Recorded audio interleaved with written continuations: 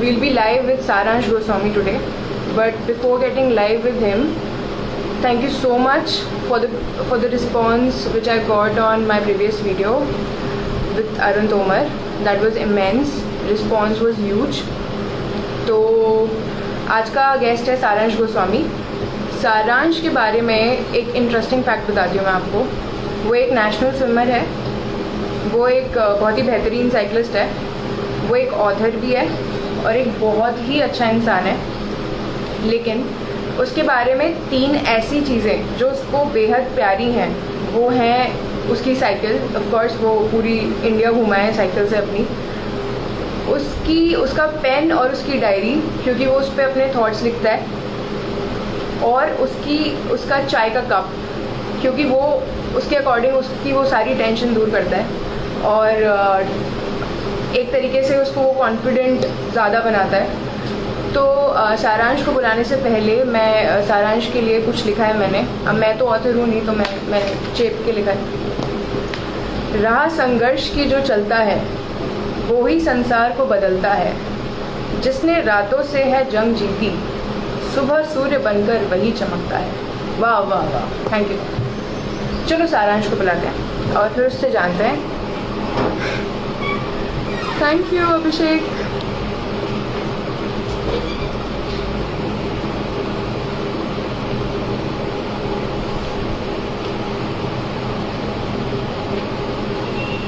सारांश, where are you? Okay, सारांश ने भी ज्वाइन नहीं किया है.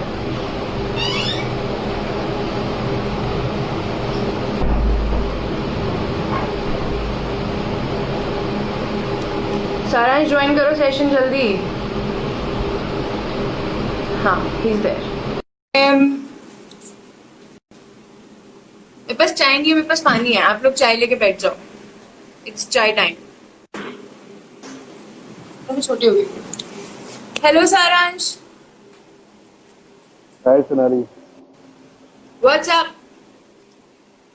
All good. क्या चल रहा है? सुबह से धक धक हो रही है या नॉर्मल है? यार सुबह से पढ़ाई करने में लग रहे थे. अरे यार, बड़े लोग. अच्छा, मैंने सारांश आपका एक इंट्रो दे दिया है. अब आप जल्दी से अपना इंट्रो दे दीजिए. ओके, तो स्कूल में एक बार गलती हो गई थी हेडमास्टर से, जो अक्सर होती है हमारे इंडियन स्कूल्स में. तो उन्होंने सारांश सॉरी, आवाज थोड़ी धीमी आ रही है. एक बार इसको निकाल के बात कर. अभी आ रही है आवाज? आ तो रही है बट थोड़ी सी कम आ रही है. बट ठीक है, आप लोग थम्स अप लिख देना अगर ऑडियो ठीक है. सारांश, अरे परफेक्ट है, परफेक्ट. अब ठीक है. सो जैसा कि मतलब अपने इंडियन स्कूल्स में होता है, तो कुछ का कुछ हो जाता है. ऐसे ही 10th क्लास में ऐसा हुआ था कि अच्छा खासा सारांश गोस्वामी नाम था. उनको पता नहीं क्या जोड़ चढ़ा, उन्होंने कुमार लगा दिया. तुम्हारा नाम हो गया सारांश कुमार गोस्वामी. तो मुझे लगता है कि बुढ़ापे में जब खाल भी सिकुड़ जाएगी तो नाम भी सिकुड़ के SK गोस्वामी हो जाएगा, जो मुझे बिल्कुल पसंद नहीं है. तो मैं अपने आप को सारांश गोस्वामी कहलाना ज़्यादा पसंद करती हूँ. और हाल फिलहाल में मैं अपनी पोस्ट ग्रेजुएशन परसू कर रहा हूँ. मैं रोहतक से स्पोर्ट्स मैनेजमेंट. उससे पहले मैंने अपनी ग्रेजुएशन जो है दिल्ली यूनिवर्सिटी से करी थी. अपनी भारतीय स्टूडेंट के 80-90% लोगों की तरह मैंने भी इंजीनियरिंग करी हुई है. और एक साल as a designing engineer job करने के बाद then some U-turn took place and बस सन 2011 से ऐसे ही चलता है. आपने जो अगर आपकी जर्नी की स्टार्टिंग बोले तो आपने जब कन्याकुमारी से ले साइकिलिंग एक्सपीडिशन किया, तो शुरू से शुरू करते हैं. तो आपके दिमाग में मतलब वो मोटिवेशन कहाँ से आई सारांश? और आपने साइकिल ही क्यों चूज की कि आपको साइकिल पे पूरा एक्सपीडिशन करना है? आप उस जर्नी के बारे में, उस मोटिवेशन के पीछे, उसके बारे में कुछ बताओ. मोटिवेशन शायद बाद में आया था और साइकिल एक जरिया बना था. तो हुआ पहले ऐसा कि जैसे नॉर्मली बहुत सारे ना अड्डे होते हैं, हर शहर में अड्डे होते हैं. जैसे हमारे शहर में भी एक अड्डा था, सदर जो मार्केट है वहाँ पे। और मैं जो पला बड़ा हूँ, मैं ज़्यादातर अपने से बड़े जो स्कूल में सीनियर थे उनके साथ पला बड़ा हूँ। वो मेरी एक लाइफ का बहुत अहम हिस्सा रहते हैं, तो मैं उनके साथ ही ज़्यादातर रहता था। और वही हुआ कि वो अड्डे पे सबके साथ बैठे हुए थे, तो ऐसे रैंडमली कुछ फ्रेंड्स नहीं होते जिनको हम जान रहे होते हैं, उनको देखा होता है हमारे बैच के हैं या फिर, तो ऐसे ही भैया थे, उनसे वो बगल में खड़े हुए बात कर रहे थे और मैं उनके थ्रू मैंने अपना सुना और पता नहीं, मतलब मुझे लगा कि यार ये मुझे करना है ना। तो इस हद तक था कि ये बात संडे की है। संडे को जाते उस अड्डे से घर जाते हुए मैंने उनका नंबर लिया, है ना, उनसे बात करी कि ऐसे ऐसे अगर आप सोच रहे थे, तो हाँ, मेरे भी मजाक तो नहीं कर रहे, ठीक नहीं। तो वहीं पे मैंने अपनी, मतलब मेरे दिमाग में जो आया मैंने करना चालू कर दिया। और अगले दिन मंडे था, मुझे ऑफिस जाना था, तो ऑफिस से अक्सर शाम को आके थक जाते थे। मुझे पता था कि अगर मैं बैठ गया तो शायद सो जाऊं या फिर कुछ ना कुछ और काम में बिजी हो जाऊं। तो मैंने क्या करा कि आते ही सबसे पहले अपने जो ड्रेस की वो चेंज करा और शॉर्ट्स डालने के बाद शूज़ पहले डाल लिए और बैठ गए। जब तो शूज़ डाल ही लिए हैं, अब तो जाना ही पड़ेगा, तो वहाँ से रनिंग चालू करी। उससे पहले स्पोर्ट्स में एक्टिव तो थे, लेकिन काफ़ी गैप आ गया था। मतलब जैसे कॉलेज स्पोर्ट्स में था, स्कूल स्पोर्ट्स को थोड़ा सा +1 कर देंगे तो कॉलेज स्पोर्ट्स चल रहा था, फुटबॉल खेलते थे वहाँ पर। बट ऐसा कुछ सोचा नहीं था कि स्पोर्ट्स के साथ कुछ कर पाएंगे या कर सकेंगे, क्योंकि ब्रेकडाउन ज़्यादा हुआ, तो वो ब्रेकडाउन के चलते कॉन्फिडेंस कभी आ नहीं थे। तो फिर रनिंग शुरू होता है, धीरे धीरे रनिंग चालू हुआ। वो मुझे याद है आधे घंटे में, मुझे 40 मिनट में 3 किलोमीटर सिर्फ दौड़ना नहीं होता था, दौड़ना और चलना होता था। उसको भी मैं बहुत बड़ा अचीवमेंट समझता था। लेकिन वो छोटा सा पीस ऑफ अचीवमेंट वो मेरे खुद के लिए काफ़ी था, मुझे खुद को मोटिवेट करने के लिए। और रनिंग एक ऐसा जरिया बना उस टाइम पे जिससे मैं अपने आप को फिट रख सकूँ। साइकिलिंग और ये सब इसलिए हो रहा था क्योंकि कन्याकुमारी टू ले करना। तो जब धीरे धीरे सबसे पहले रनिंग चालू हुई, मैंने सबसे पहले अपनी दीवार पे एक बड़ा सा इंडिया का मैप लाके लगा दिया। अच्छा। और जो मेरे रूम पार्टनर थे वो they were like same person, है ना। सब दोनों की स्ट्रगल स्टोरी थी, हर कोई कुछ ना, हम लोग आपस में जॉब कर करते थे, शाम को कुछ ना कुछ शेयर जरूर करते थे। एंड मैं उनसे रोज़ मैं उस मैप के बारे में बात करता था, रोज़ पेंसिल लेके उसको शायद ड्रॉ करने लगता था, अपना रूट मैप ड्रॉ करने लगता था। उनको पागलपंती लगी शायद 1 हफ्ते तक। और लेकिन 1 हफ्ते के बाद जब मुझे खुद यकीन हो कि हाँ मुझे ये करना है, और टाइम बाद इसके अंदर मैं खुद सीरियस हो, तो वो चीज़ मतलब उन्हें भी समझ आ गई थी और मुझे भी समझ आ गई। देन थोड़ा सा सेविंग करना चालू करा। एक इनिशियल इंजीनियर की जो सैलरी होती है वो मुझे लगता नहीं इतनी होती एक्सपेक्टेड जो हम सोचते हैं। मिनिमम 10,000 सैलरी थी जो मैं अर्न करता था अपनी फर्स्ट जॉब से। एंड उसमें से शायद रहने खाने के मेरे 5,000 या 6,000 खर्च हो जाते थे। उसमें से मैंने सेव करके कुछ अपनी सेविंग्स थी उनको दोबारा निकाला। और जो कॉलेज का जो एक सिक्योरिटी अमाउंट होता है, मैं कॉलेज गया अपना सिक्योरिटी अमाउंट वापस लेने के लिए। And to my absolute luck, जब मैंने उनको बोला, although there was a time period of 2.5 years, आप उसके बाद में निकाल सकते हो अपना सिक्योरिटी अमाउंट, लेकिन जब मैंने उनको बोला कि नहीं मुझे थोड़ा ज़रूरत है और मैं ये करना चाहता हूँ, मैं उस दिन कॉलेज से 15,000 का चेक लेके लौटा। अच्छा। सो इट वाज लाइक, मुझे उस दिन बिलीव हो गया था। मेरे बहुत सारे सीनियर थे जिनके आइडिया जो ये मुझसे पहले कर चुके थे और जिनके आइडिया से मैं करना चाह रहा था, और उनका कहना सिर्फ ये था कि अगर तुम्हें करना है तो बस हो जाएगा, है ना, अगर तुम्हें इतनी ज़रूरत है उसकी तो हो जाएगा सारी चीज़ें। एंड मुझे वो चीज़ उस दिन बिलीव हो गई। ये चीज़ हो रही है। एंड पहले सेविंग्स के बाद में एक मिनिमम सेविंग जो जितनी की साइकिल आती थी, साइकिल लाई और उस मैप के नीचे उस साइकिल को खड़ा कर दिया घर में। तो मैं इतना ऑब्सेस था कि मैं उस साइकिल के टायर भी साफ करता था पहले, बैठ के हाँ। साइकिलिंग करें और उसके साइकिल के टायर भी साफ करता था और उसको मैप के नीचे लगाता था। एंड सुबह उठती सबसे पहले स्माइल, लगता था कि I am way ahead. But obviously बहुत सारी चीज़ें थी जो बीच में आती गई, आप एकदम से चीज़ नहीं करती थी। और मेरे सामने और भी लोग थे जो सेम उतने ही पैशनेट थे करने के लिए। एंड तो वी बीइंग अ टीम, सबकी जिंदगियां आपस में जुड़ी हुई थी। ओके।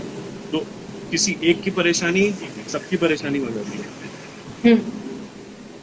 तो वो चीज़ एक आगे बढ़ती गई कहीं ना कहीं वो शायद फ्रस्ट्रेशन बिल्ड होता गया। फ्रस्ट्रेशन को फिर मोटिवेशन में कन्वर्ट करा, अपने आप को समझाया। एंड फाइनली एक दिन ऐसा हुआ कि हमने आगरा से कन्याकुमारी की टिकट बुक कर दी। अच्छा। और उसके बाद में जो जॉब चल रही थी उस जॉब में ऐसा करा कि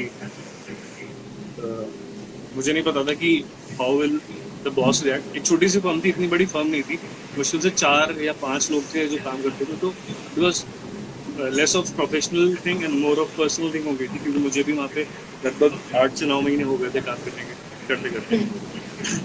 तो हमने एक पोस्टर बनाया था छोटा सा, तो मैं उस पोस्टर को लेके पहुंचा सर के पास। मैंने सर को ये रखा, सर को दिया जो पूरे बॉस को। तो उन्होंने बोला कि this means you want to go. मैंने कहा yes sir I want to go. तब से when do you want leave? मैंने कहा कि सर मैं कल ही चला जाऊँ। ठीक है चले जाओ। तो दिस थिंग हैपेंड एंड उन्होंने, उनका सपोर्ट मुझे लगता है कि सबका support at the same time बना रहा, पता नहीं क्यों कैसे, वो सब डिस्टेंट था। एंड उन्होंने जब मेरा टूर भी पूरा हो गया तो उन्होंने मुझे दोबारा ऑफर करा कि आप if you want to come you can come, you can join. तो यही स्टोरी थी। उसके बाद में तो टूर हो गया, टूर की एक अलग स्टोरी है। So there's a lot आपने of कितने टाइम में पूरा जर्नी कवर किया था, और मतलब बीच में आपने कैसे संभाला, मतलब आप रहे कहाँ पे थे, खाना कैसे हुआ था पूरा, उसका आप थोड़ा बताओ कि कैसे किया आपने, संभाला कैसे? So हम लोग जिस बैकग्राउंड से आते थे, we are like my father is a teacher and बाकी जो थे the parents were in defense forces। तो एक ना बहुत ही we were kind of a budgetary people and we were, अगर एक नहीं तो दूसरे के दिमाग में ऐसा रहता था कि भाई पैसा नहीं है, ठीक है, इस बात को दिमाग में रखो, पैसा नहीं है। तो रोड में सोना है, गुरुद्वारे में सोना है, मंदिर में सोना है। तो ये चीजें पहले से ही प्लान कर ली थी। हम लोग मॉडर्न नहीं थे, थॉट्स में भी मॉडर्न हो, लेकिन हमारा सामान बांधने के लिए हमारे पास जूट की रस्सियाँ थी, बंजी कॉर्ड नहीं थी। बंजी कॉर्ड हमने बहुत सारी चीज़ें थी जो हमको रास्ते में पता लगी। सो इवेंचुअली सबसे पहले हम लोगों ने सामान खरीदा। सामान खरीदने के बाद में हमें कुछ नहीं पता था। हमने साइकिलों को भी मतलब उसको अलग से नहीं करवाया था, उसको हमने अपने साथ में उठा के ही ले गए। तो एक टीटी आएगा क्या, हमको कुछ पता ही नहीं था कि टीटी क्या कहेगा। हमें ये नहीं पता था कि हमको अलग से लेके जानी है। टीटी आया, टीटी बोला कि सर ऐसा नहीं है, सर पैसे नहीं है, सर हम लोग कन्याकुमारी से लद्दाख जाना चाहते हैं, ऐसा नहीं है। पता नहीं है, उन्होंने शायद अगेन सब डिस्टेंट था, ही हेल्प्ड अस, उन्होंने कुछ कहा नहीं। उन्होंने शायद एक साइकिल का कुछ एक मिनिमम एक जो चालान था वो काटा टीटी ने। एंड हम लोग we are like good to go. 2 दिन की 1.5 से 2 दिन की जर्नी थी और हम लोग पहुंचे थे कन्याकुमारी। एंड सबसे पहले हम लोग, हमें पता था हमें कहीं जाना नहीं है, तो हम लोग प्लेटफॉर्म पे सो गए थे। अच्छा। और वो जो जहाँ पे ट्रेन खत्म हो रही थी वहाँ पे मतलब एक वो लगा हुआ था, दीवार लगा हुआ था, दीवार थी उसके आखिर में। मतलब अक्सर ऐसा होता है कि प्लेटफॉर्म में टू एंड फ्रो सारे रास्ते होते हैं, तो कन्याकुमारी में एक आखिरी रास्ता दिख रहा था, तो इट वाज लाइक इसके आगे कुछ है ही नहीं। This is the last. यही पॉइंट है, एंड पॉइंट। हाँ। अच्छा, कितना लगेज था आपके पास? आपने कितना कैरी किया था साइकिल्स पे पूरे through out the journey? Luggage हम लोगों ने बहुत मिनिमम लगेज रखा था, एंड यू वोंट बिलीव कि पहले दिन वो लगेज ज़्यादा हो गया था, बिकॉज पहले दिन वी वर लाइक हम लोग एक दोस्त के पास थे जो कि त्रिवेंद्रम में था, तो कन्याकुमारी से त्रिवेंद्रम का हमारा टारगेट था, and he was working there. तो हमें जब पहले दिन एहसास हो गया कि सामान जाता है, तो हमने सारा सामान वहीं पे फेंक दिया, उसको बोले कि भाई करियर कर देना इसको। अच्छा। हम लोग पूरा टूर जो है वो एक टी शर्ट में और उसमें चला लेंगे, कोई बड़ी बात नहीं। तो हमने उससे पहले साइकिलों पे कभी लगेज नहीं बांधा था, हमें कुछ नहीं पता था। हमको शायद सुबह सुबह स्टेशन पे 3 घंटे लगे होंगे सामान लाने में, एंड साइकिल पे झंडा भी लगा हुआ, तिरंगा भी लगा हुआ था, आगे बोर्ड्स भी लगा रखे थे हमने। और हमारा एक मोटो भी था साइकिलिंग के साथ, हम लोग एक अवेयरनेस देना चाहते थे, विच वॉज ऑर्गन डोनेशन, है ना। सब कुछ जब खत्म हो जाएगा तो इन ऑर्गन्स को कहाँ लेके जाओ। सो हमारा एक मोटिव ये भी था। तो वो जब 3 घंटे का जब सामान बन रहा था, तो धीरे धीरे ऑडियंस इकट्ठी हो गई थी हमारे आसपास। अच्छा। और इतने सारे लोग हो गए थे, they were like helping us somehow, है ना, शायद देख के कि भाई जल्दी निकलो, बहुत हो गया तुम्हारा नाटक। हाँ। सही बात है। अच्छा, जैसे कि कुछ लोग ना जर्नी के बारे में सोचते हैं, लॉन्ग डिस्टेंस साइकिलिंग के बारे में और ये सब करने में, बट बहुत सारी चीजों ने रोक लेती है कि पता नहीं कैसे होगा। मतलब आप भी बता रहे हो कि आपने जब स्टार्ट किया था उससे पहले काफी चीजें दिमाग में आई थी, बट मतलब देखा मैप और करा मार्क और चल दिए सीधा। तो आप उन लोगों को क्या सजेशन दोगे? क्या आपका ट्रेनिंग प्लान क्या रहा था बिफोर जर्नी, या फिर क्या सजेस्ट करोगे before taking any such kind of step? So मतलब जो हम लोग जिस चीज के बने होते हैं, हार्ड मास के अलावा हम लोग थॉट्स के बनाते हैं, हम लोग विचारों के बने होते हैं ना। तो लकीली ये जो मेरा टूर था, एक्सपीडिशन था, मेरे जिस थॉट पे बना था, मैं दोबारा मैं जिन सीनियर्स की बात कर रहा हूँ, जिनको भैया भी कहता हूँ, वो मैसेज में अभी कमेंट करते हुए दिख रहे थे मुझे। अच्छा। मैं उनके थॉट्स, जब मैं वो वहीं पे रहते थे, फरीदाबाद रहते थे, जब मैं उनसे बात करता हुआ आता था, तो हम लोग यही बात करते थे कि वो ऑलरेडी कर चुके थे। तो जब मैं उनसे बोलता था ना, पूछता था, तो वो कुछ जवाब ही नहीं देते थे इसका। उनका सीधा सरल ये मानना होता है, तुम्हें जाना है जाओ, तुम्हें जो होगा तुम देख लोगे। सही बात है। तो there was no training plan, बस एक मिनिमम फिटनेस थी जो उनको लेके चली हुई थी, और उसका ध्यान सब लोगों ने रखा था। साइकिलिंग की आदत डाल रहे थे, पैरों को साइकिलिंग, लेकिन फिर भी किसी को इतनी आदत नहीं थी कि रोज 145 किलोमीटर या 150 किलोमीटर साइकिल चलाएगा। बिल्कुल। कोई ट्रेनिंग प्लान नहीं था। Everything was mental, it was more of a mental plan कि बस ब्रेकडाउन नहीं होना, और निकल गया तो बस खत्म करना। बस ये मेंटली अपने आप को लेके चल रहे थे, और इसके अलावा कुछ था ही नहीं जो हमको सपोर्ट करता। बस एक सिंगल थॉट, जिसने टूर करवाया, जिसने सेविंग करवाई, एंड जिसने सारी चीज़ें मेड इट हैपन, वो just mental stiffness, mental stubbornness, that's it.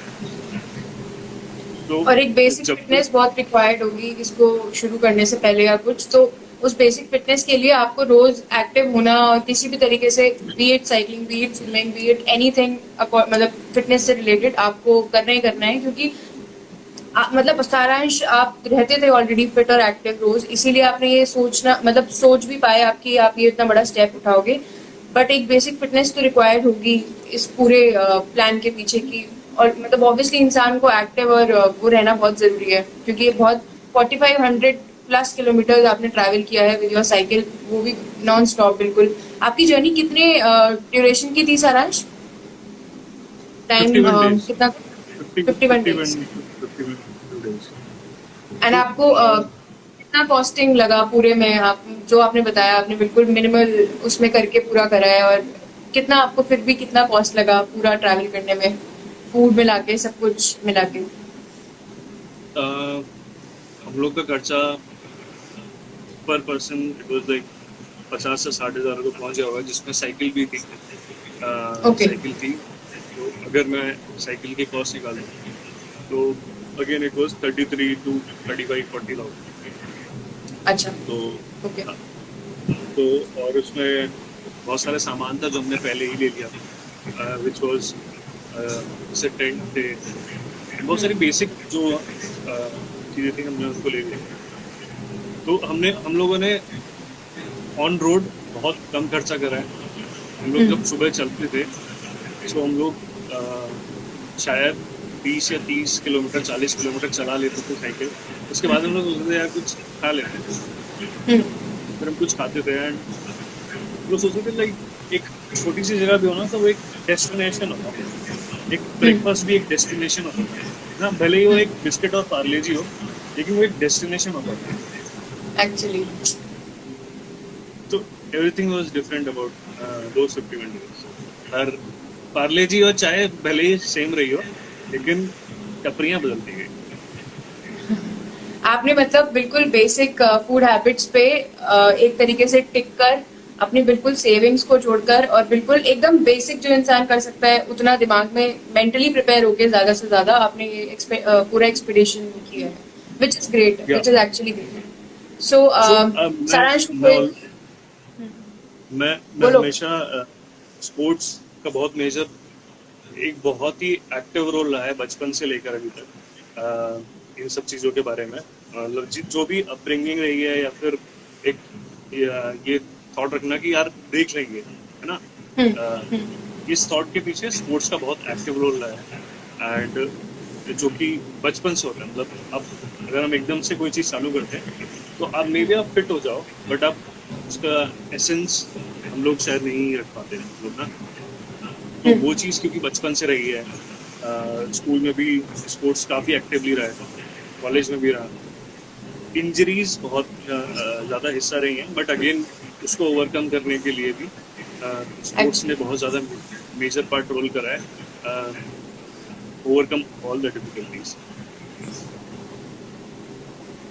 So Saransh, Arpit Binder is asking, so how does your expedition help in your cause? तो आपने ऑर्गन डोनेशन का जो कॉज, स्पेशल कॉज लेके आप चले थे, उसमें आपको कितना हेल्प मिला एक्सपीडिशन?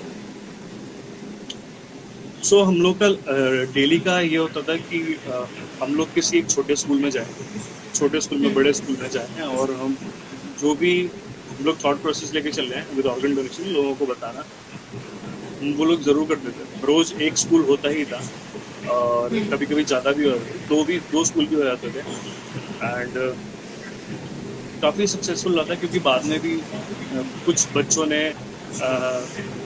ने भी, बड़ों ने भी इंक्वायर करा था, और कुछ लोग तब से जुड़े हुए हैं और वो पूछते हैं। एंड लोग तो सोचे चल रहे थे अगर 100 में से एक इंसान भी किसी के दिमाग में कुछ आ जाए, तो भले ही ऑर्गन डोनेशन को लेकर ना हो, लेकिन उसके दिमाग में ये भी हो कि ऐसा कुछ भी है, क्योंकि बहुत सारे लोगों को ये नहीं पता था कि ऐसा कुछ भी होता है। हाँ, तो हम लोगों ने सारी चीज़ों को बेसिक रखा था, एक आइडिया को भी बेसिक तरीके से हम एक्सप्लोर करना चाहते थे, लोगों को भी उस बेसिक आइडिया को बताना चाह रहे थे।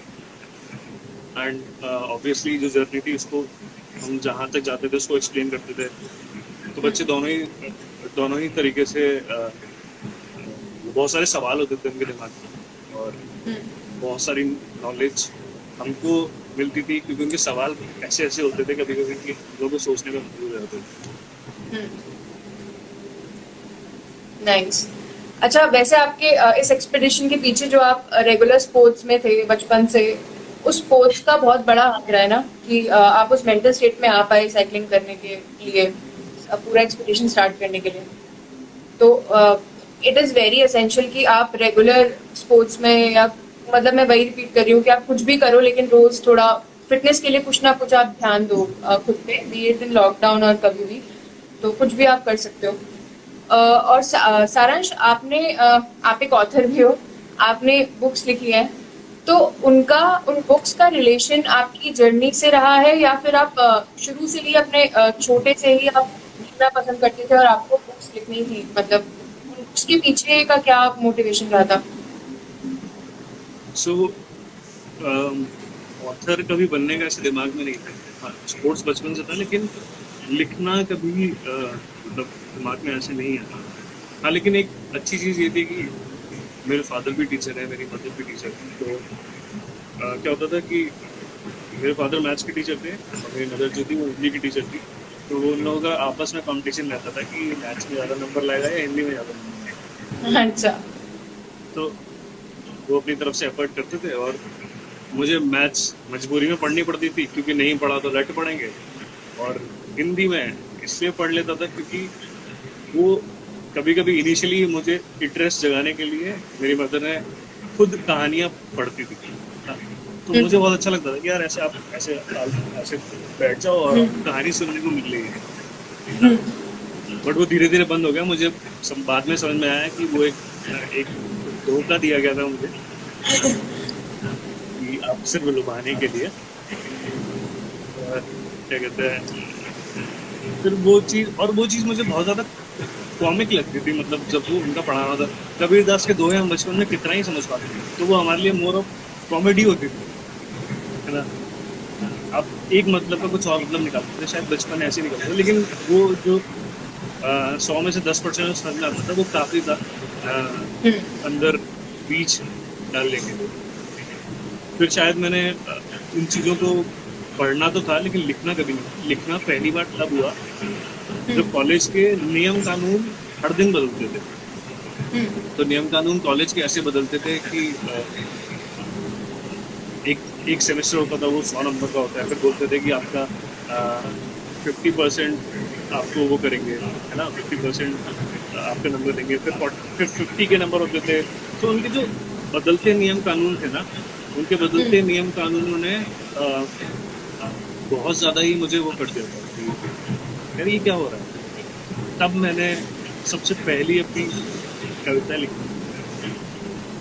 उसके बाद में फिर वो चलता गया। मैं शायद लगने लगा कि शायद कागज़ पे कुछ चीज़ें लिख सकते, एक्सप्रेस कर। तो वो चीज़ें एक्सप्रेस होती गई। फिर लिखना पढ़ना एक हिस्सा बना। तो अभी भी कुछ भी ऐसा लगता है, पहले कविताएं लिखी जाती थी, लिखने का ज़्यादा टाइम कविताएं लिखता था, लेकिन आजकल कहानियाँ लिखने का शौक हो गया, कहानियाँ लगे। बट लिखना और पढ़ना हिंदी में जीवन बन गया खेल के साथ।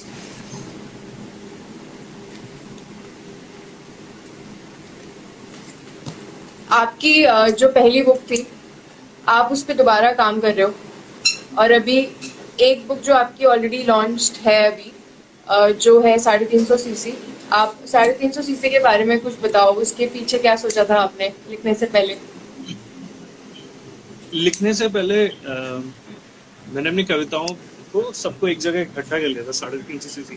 तो 350 सीसी एक सुनने में ऐसा लग रहा है कि बुलेट है ज़्यादातर, वो है भी, लेकिन उसके पीछे ना हमारे बहुत थॉट्स छुपे हुए हैं।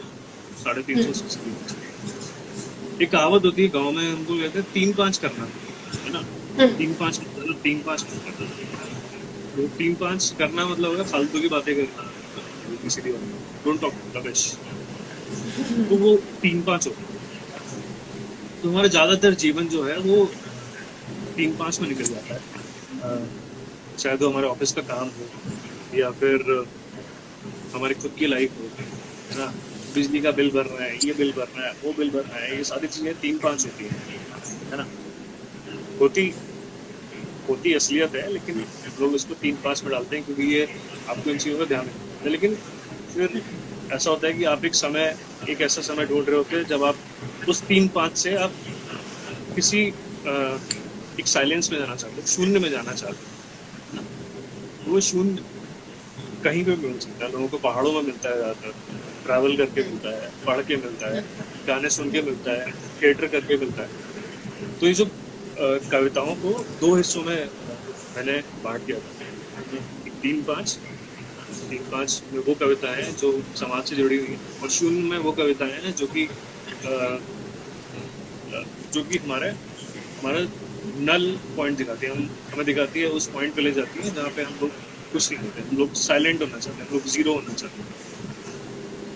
सो ये दूसरी किताब थी, और पहली वाली किताब में कहानी थी, मतलब हम लोग एक नॉर्मली एवरेज अगर हम कहानी देखें तो वो इंजीनियरिंग की जो कहानी होती है वो इंजीनियरिंग कॉलेज से चालू नहीं होती, वो 3 साल पहले कोटा से चालू होती है।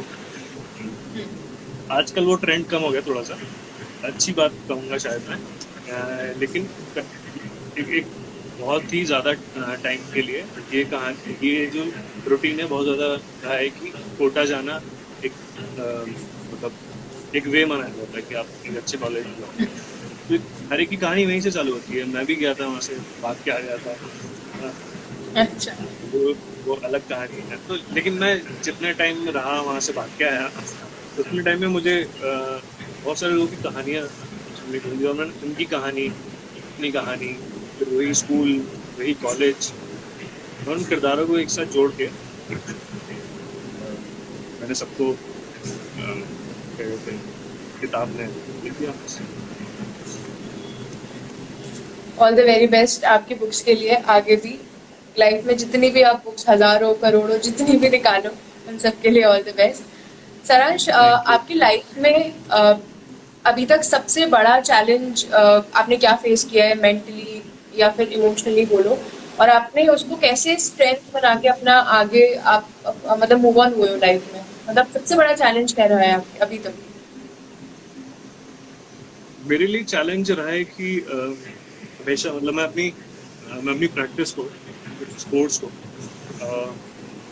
एक हमेशा रूटीन पे लाने की कोशिश करता हूँ, लेकिन वो हमेशा ही मेरी इंजरीज की वजह से मुझे बैक स्टेप करना पड़ा। तो इट्स बीन लाइक 10 years, और मैं शायद 3 से 4 बार हॉस्पिटल में भी नहीं, ऑपरेशन थिएटर में जा चुका। सन 2010 में सबसे पहले फुटबॉल खेलते हुए लगी थी, तो इसकी वजह से मैं 6 महीने क्रचेस पे रहना पड़ा था। ऑल्दो उस टाइम फिटनेस का इतना नहीं था, बट वो एक हिस्सा बन गया। मतलब क्योंकि उसके बाद में कॉलेज में आके दोबारा थोड़ा सा फिट होने लगे थे, फिट होने की कोशिश कर रहे थे, तो दोबारा मतलब कुछ ट्रैक पे आया ही था कि दूसरी इंजरी हो गई और दोबारा मुझे सर्जरी करवानी पड़ी। फिर उसके बाद दोबारा ऐसा हुआ कि मैं तीसरी वाली जो इंजरी है वो थोड़ा सा सीन है। वो ऐसा हुआ कि हम लोग, मैं और रोहित कल्याण जिनकी बात कर रहा था मैं, वो और मैं इवेंट के लिए हम लोग मार्किंग करने के लिए गए हुए थे, और फ्रेंडशिप सोलांग वैली की बात है, वहाँ से लौट के आ रहे थे। लौट के आके थोड़ा सा रास्ता रह जाओगे तो मुश्किल से 3 किलोमीटर या 4 किलोमीटर, तो BRO की गाड़ियाँ होती हैं जिसमें सीमेंट रखा होता है। तो वो जो सीमेंट की गाड़ी लोडिंग अनलोडिंग कर रही होती है, तो वो जब वो अनलोड कर रही थी तो ऊपर हाई टेंशन के तार से टच हो गई। तो जब टच हुआ था वो स्पार्किंग होने लगी। तो जैसे ही स्पार्किंग होने लगी तो ड्राइवर ने चिल्लाया कि भाई जी कूदो, जो ट्रक है फटने वाला है। तो उधर से मैं कूदा और रोहित भैया भी कूदे। तो जब हम दोनों कूदे तो मेरी इंजरी हो रखी थी, और अगले दिन इवेंट भी था। मैं चाह रहा था कि इवेंट में पार्टिसिपेट करूँ, बट अगेन मेरे पैर में जिस पर लगी हुई थी और उसमें दोबारा नहीं थी, वो लॉक हो गई, और अगेन वो फिर मेरे 2 महीने या 3 महीने बाद। और ये कब की बात है, करीबन कब की बात है ये इंसिडेंट? ये 2017 की बात है, 2017 की बात।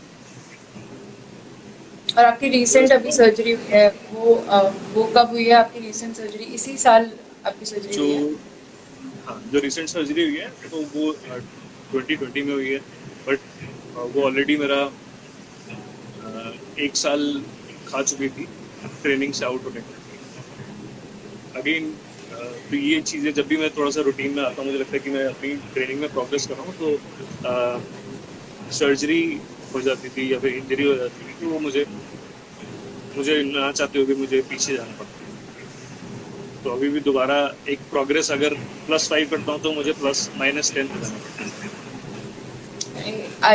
You are coming back stronger. वो तो आप करके जी जान लगा के आप वापस उसी प्लेटफॉर्म पे आ जाओगे। ओके सारांश, आप फिलहाल आपके आगे आने वाले फ्यूचर प्लान्स क्या है, मतलब फॉर द कमिंग टाइम, आगे 2-3 साल अभी आपका क्या ड्रीम है आगे करने के लिए अभी? मेरी ये इंजरी के बाद में, क्योंकि ये जितनी इंजरीज बहुत ज़्यादा फ्रीक्वेंट हो रही थी एंड प्रोग्रेस कम हो रही थी, तो मैं रियली नाउ डिसाइडेड कि मैं कोई क्लास नहीं चाहता हूँ एंड फॉर एक ईयर मैं बस अपनी फिटनेस पे और जो मेरी हाथ पैर में पढ़ाई चल रही है सब उस पर ध्यान दूँ। तो I have no such plans for the future. I just want to be fit, mentally and which is actually needed अभी के लिए ना। अभी आप बिल्कुल अच्छे से फिट होके फिर आगे अपना प्लानिंग करो। ग्रेट सारांश। सो मुझे नहीं पता पर मेरा सच में मन है आप अपना रीसेंट जो भी लिखा हो पोयम या कुछ भी करा हो, आपने अभी लिखा हो कुछ भी लिखा हो रीसेंट, आप प्लीज रिसाइट करो। रिसेंट तो नहीं, मतलब एनी पीस ऑफ वर्क आपका जो भी कुछ फेवरेट हो, कुछ भी आप डिसाइड करके सुनाओ। सो काफी टाइम पहले लिखी थी प्रेजुडाइज हिंदी में कहते हैं पक्षपातपूर्ण। Wrong judgement. प्रेजुडाइज का मतलब होता है कि हम लोग कोई विचारधारा रख लेते हैं पहले से ही और उसके बेसिस पे हम लोग बायस हो जाते हैं। तो लाइक कि सब प्रेजुडाइज ही तो है।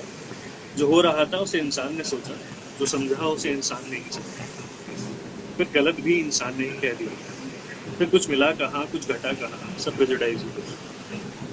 इंसान तुम्हें सब पता है, इंसान तू भी तो कहेगा शायद। इंसान तू समझे खुद को शिव, नियम के पट्टों से बधा ये कैसे शिव। बातें पूरी कम अधूरी भी तो है, सब प्रेजुडाइज ही है। तो ढूंढे पहले मिल्की वे को फिर ढूंढे सूरज, जिम्मेदारियां इतनी बांध दी हैं आज थक गया है। वो घूमता था चारों तरफ बैरागी सा था, बांध दिया इन्हें इन प्लांटों से, है बेकारी हो गया। सब प्रेजुडाइज ही तो है। एक समय था रावण भी इंसान था, ध्रुव तारे को देखने का शौकीन। तुमने दिशा बना दी ध्रुव तारे को उत्तर और रावण को दक्षिण में बना दिया। बौखला गया तिलमिला गया इंसान था, वो भागता शिव के पास गया। कुछ होश में ना था बस इंसानी जोश में था, माँ पार्वती को मान लिया, उस दिन से राक्षस हो गया। सब प्रेजुडाइज। तू खोल के तो देख एक दफा प्रेजुडाइज के पट्टे को, खेल के तो देख इस सट्टे को। बहुत कुछ है जो चलना चाहता है, ध्रुव तारा आज दक्षिण में जाना चाहता है। रावण शायद फिर इंसान बन जाए, सूरज फिर शंकर से शिव बन जाए। एक दफा यह सब होने तो है, यह भी वह भी, सब प्रेजुडाइज।